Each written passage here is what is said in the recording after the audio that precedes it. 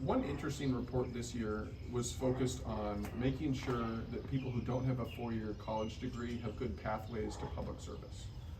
There's a lot of work in this state that taxpayers need to have done, right? It is hard to get that work done when you are telling people for certain jobs you have to have a 4-year degree, or we prefer that you have a 4-year degree. When you look at the job description and you ask, why? A lot of folks, this isn't a problem that's unique to Iowa, a lot of folks around the country call this the paper ceiling.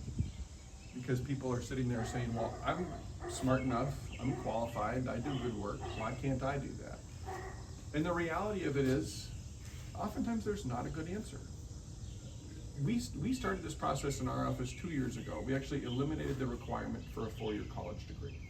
And so what we did is we started saying, look, if you have a 2-year accounting degree from community college in Iowa, or from anywhere really, we're happy to take your application in and potentially hire you, the same way we would potentially hire you if you had a 4-year degree.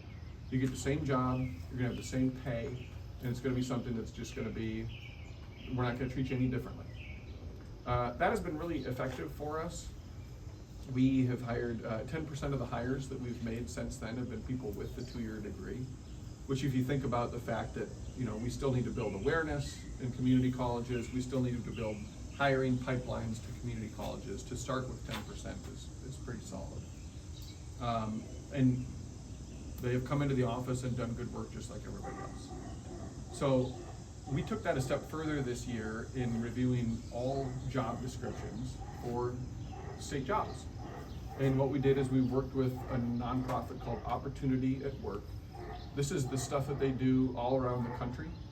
They've worked with elected officials on both sides of the aisle to try to eliminate that paper ceiling and make sure that people that don't have a 4-year degree still have good opportunities that they're qualified to do.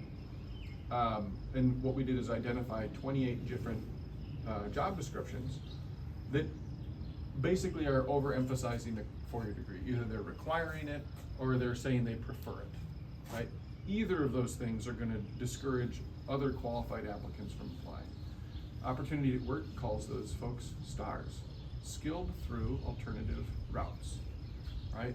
Typically, what you're talking about are someone that is a veteran, or has a 2-year degree, or has a lot of work experience.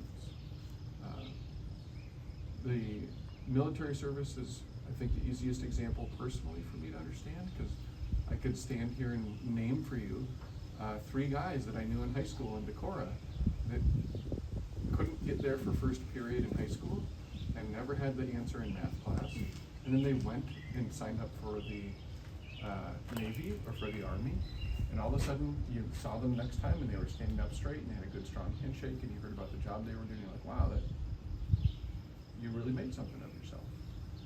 I think we want to make sure that people who have gone through that training process are being welcomed in to do the work that taxpayers need to have done, right, to make the state work.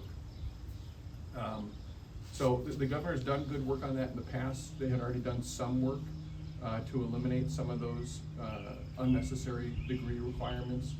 We just looked through and found a few more where they could make a little bit more progress, so maybe they'll do that.